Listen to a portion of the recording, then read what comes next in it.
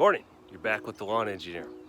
We've got a lot of work ahead of us today, so I want to go get some dirt and get it on the project there to reclaim the old garden back into grass. So I want to get some dirt, level it out, seed it, get that going in spring here yet before it gets too hot. But the other thing is I need to get concrete edgers here on this small rock piece along this rock retaining wall to match what I've done here around the rest of it. That grass is growing in there pretty good, and when I try to string trim or weed eat around here, I'm throwing rocks all over, so I want to get those edgers in. But I borrowed this trailer here to go get those edgers last night, and the supply place with the dirt is only open till noon, so I got to get all those edgers out of the trailer over here so I can go get dirt, and I might need 2 loads, so we'll see how this goes. All right, got all my edgers laid out there. As you can see, I made more work for myself because now put them on the lawn. I got to get these things off in the next couple days so I can mow and so it doesn't kill the grass where they're sitting under there, but I'm looking forward to having this edge cleaned up, give it a nice manicured look there. All right, now we got to get some dirt. Here we got to pop on the scale and do a pre-weigh. It'll be interesting to see what this truck and trailer weighs. I've not weighed it yet. Looks like 5,500 pounds. Well, I'd like a trailer of screen topsoil. Okay, you know where it's located? Yep. Okay, thanks. Thank you. All right, now we just have to drive over to close to the topsoil and wait for the front end loader to load us up. All right, found it here. So we'll just park here and wait. There he is, switching over his bucket, ready to come over here. Pretty sweet machine.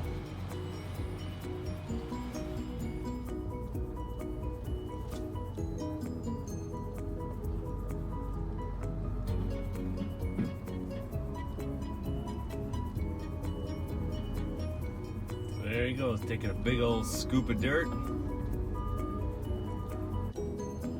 Loading her in.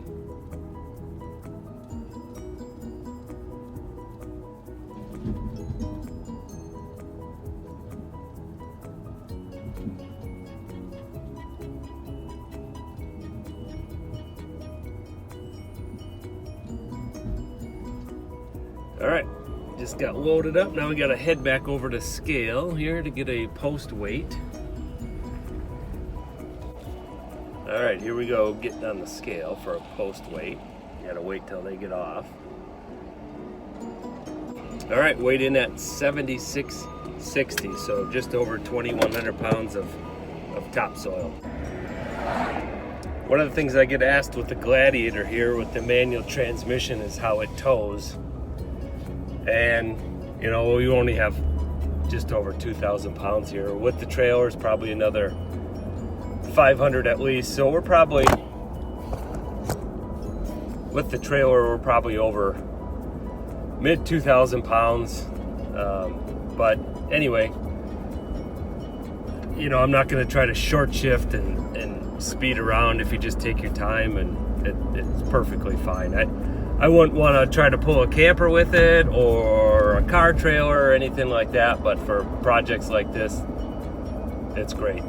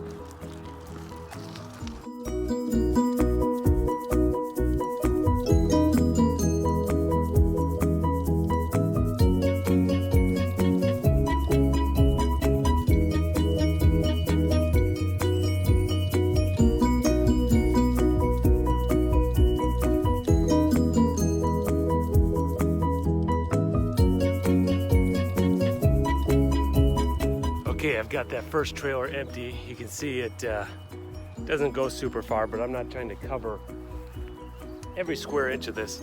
The soil that's there is decent. I'm just trying to get enough on there I can use my drag that I built to level this out. Good, so it's not super bumpy. I think I'm gonna get another load. I also have this area over here that needs some smoothing, and the stumps that I removed in a previous video, I need some soil there to fill those in and drag those. So definitely need another trailer full. Go get that now. Starting to bog though, I'm not gonna lie. I think I need to take a break here and eat breakfast after I get back. Got trailer load number 2 here. Let's get this moved.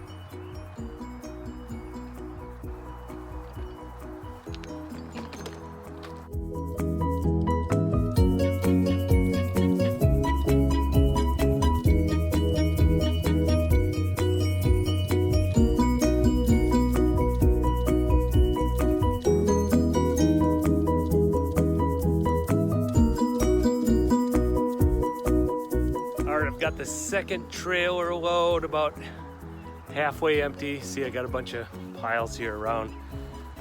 So I'm gonna hit these with a rake a little bit first just to get the tops off.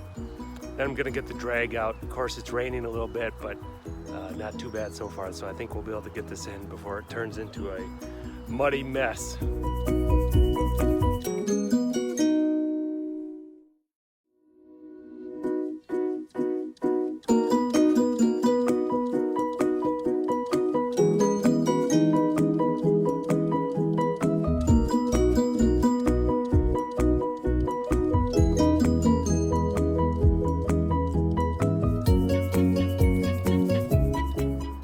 So I've got the trailer and a half of dirt spread out here, drug it. It turned out pretty good. That drag is awesome.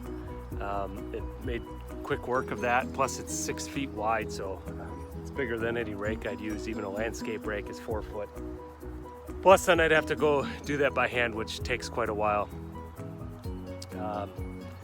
It's not perfect. I thought about sand capping it now to make it perfect, but I'm worried about that washing away if we get a big rain while I'm seeding it. So we're not gonna let perfection get in the way of very good here, and we're going to seed. So there is one negative with using the lawn tractor here with the drag today. It's a little bit wet, of course. Made that fresh dirt sticky, so I made a mess of my poor little baby Regent here. It is what it is. I've got a full-time job and a family, so when we get time to do this sort of stuff, we got to get it done, but I don't like it. So anyway, I'm gonna spray it off now and clean it up before I put it away. Well, would you look at this little guy? So I was taking the hose off here to spray off the lawn tractor, and this little frog was hiding in the hose reel there. Pretty neat. I'm not sure what, some sort of tree frog, I guess. Pretty cool.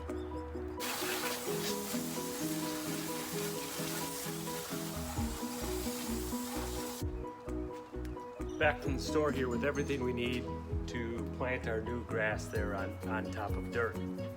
So the first thing we need, of course, is grass seed. This is the same stuff that I've used on all my lawn. So around the house is about 6 years old, but I'm able to find the same brand, and basically it's 30% slugger ryegrass, 25% black pearl perennial ryegrass. So those are both perennials. You want to make sure you're not getting annual ryegrass. That's in a lot of those. It germinates very quickly and hardy, but obviously it'll die off over winter, then it won't come back. So these are both perennial ryegrasses, and those are nice because they don't germinate as quickly as the annual ryegrass, but they still are ahead of the bluegrasses and the fescues there as far as germinating. And we've got 10% Appalachian Kentucky bluegrass and just under 10% boreal creeping red fescue. So most of this, it says sun and shade, but really what I'm after here is this fine bladed dark grass. The fescue and the bluegrass are good to have in that mix because those are the ones that are going to fill in your thin spots, or they'll actually creep and fill in those bare spots. The ryegrass, I really like it, but it won't do that. So it's good at germinating, getting off to a good start. It's fairly hardy, but it won't fill in those bare spots. So having those others in there are good. The other thing that I like to use is this peat moss to cover the grass seed. So I don't do any rolling, any raking. Put the grass seed down, cover it with a thin layer of this peat moss. The only downside to using this peat moss is it's difficult to spread. So if you have a very large area, you're probably going to want to go with a straw or something like that. That's much easier to spread, but I'll show you how we do that. And then I've got some general purpose fertilizer here. Just 10-10-10. I'm gonna throw it out. The store didn't have starter fertilizer. It's hard to come by, it seems like. But you don't want to just use a regular fertilizer because you don't have phosphate and potassium in there under great numbers. So those typically drive root development. So on these seedlings, that's what we want to make sure those roots get down and start off strong. All right, let's get to it.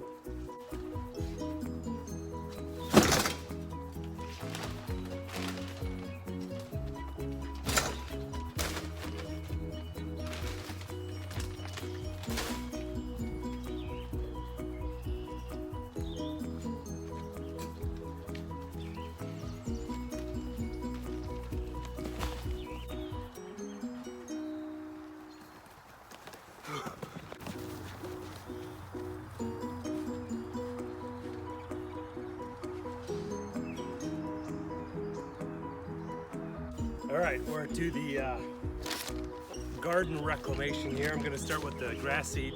I'm just gonna spread it out by hand. I've got a spreader, but it's kind of muddy because of the rain. This might sound crazy, but I don't want to get my spreader all muddy, so it's not rocket science. I'm just gonna throw this down by hand. I've got a real good feel for how much I need to put down. I've done a lot of this grass seeding over the last few years, so get to it.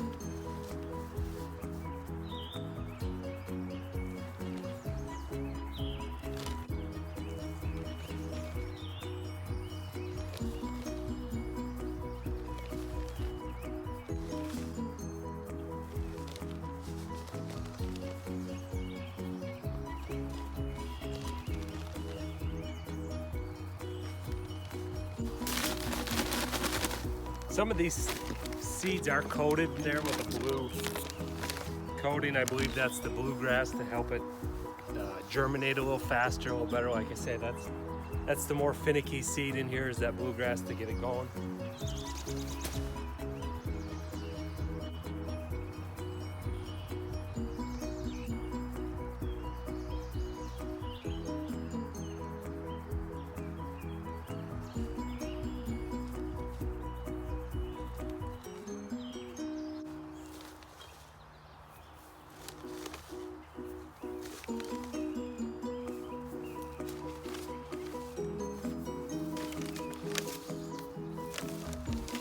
All right, our grass seed is down. That was pretty quick. Maybe took 3 minutes, something like that. I'm gonna put the peat moss down and then the fertilizer, only because I wanna wash my hands right after I throw it on with the fertilizer. And the peat moss takes a while, so, and then it's not right on the grass seed. I don't know, I don't know if there's a perfect way to do it, but that's the way we're gonna do it today.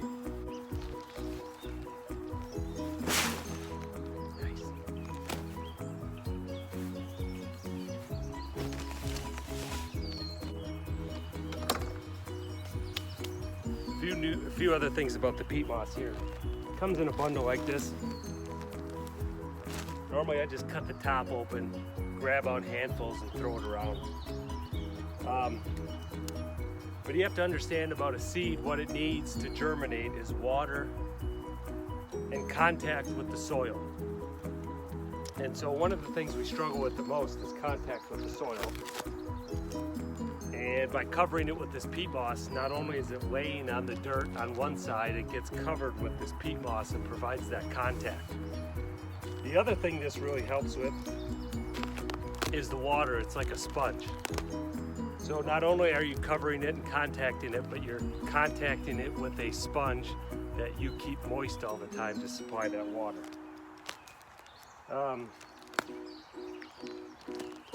I don't think I'd do it any other way where I've got an area where I can water it. Now, if you've got a very large area that you can't water, I'd probably recommend hydro seeding or something like that. But in your yard, that's totally unnecessary. And remember, the world is full of people trying to separate you from your money. It is completely unnecessary. Now, realize with all of this, it's not all going to germinate at the same time and get complete coverage and perfect looking grass, because that's not how nature works. But within a couple weeks, we'll have a good coverage here. The roots will be in, keeping the soil in place, and we'll probably be mowing it.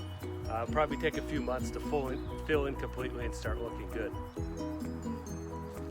So as I said, this isn't easy, but it's not rocket science. It's packed in here pretty good.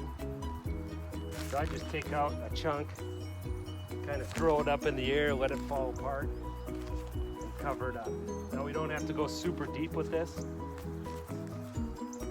The more that's on there, the better for keeping moisture in. But we're still pretty cool this time of year. And I've got the ability to set a sprinkler up above there and cover this whole thing, so I'm not too worried about that. And just keep going like this until we're covered.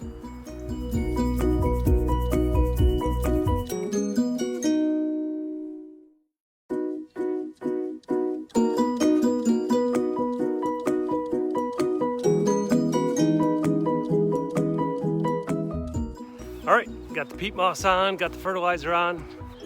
Only thing left to do is set up the sprinkler and water it consistently. Now you can see it's a real light tan color right now. The other thing that's good with this is when it's wet, it turns a darker brown, obviously, but it's pretty noticeable. And what we want to do is give frequent light doses of water. You can screw this up. If you get too much water, you're going to float the grass seed away off those high spots and you'll get bare spots there. You won't have any grass seed. If you don't water enough, it just won't germinate. If you water good and get it up, get the little seedlings up, you still need consistent water there. You don't need to keep it wet constantly, but you got to water it, especially if we get an 80-degree day or something warm like that. It will die in a day without water sometimes. So you got to really keep an eye on those seedlings till they turn that nice darker green and look like mature grass. That first couple weeks there is pretty crucial for them. You can see I did have a rookie move here. I should have bought 2 bales of peat moss. I only got 1, so I'm a little bit short. Got to run back to finish that up, but happy with how it worked out so far. If you like this sort of thing, subscribe. I'll have an update in a couple weeks. We'll see how this grass is growing, see if I'm crazy or not. Maybe hydro seeding is the way to go. Maybe this is not gonna work. We'll see.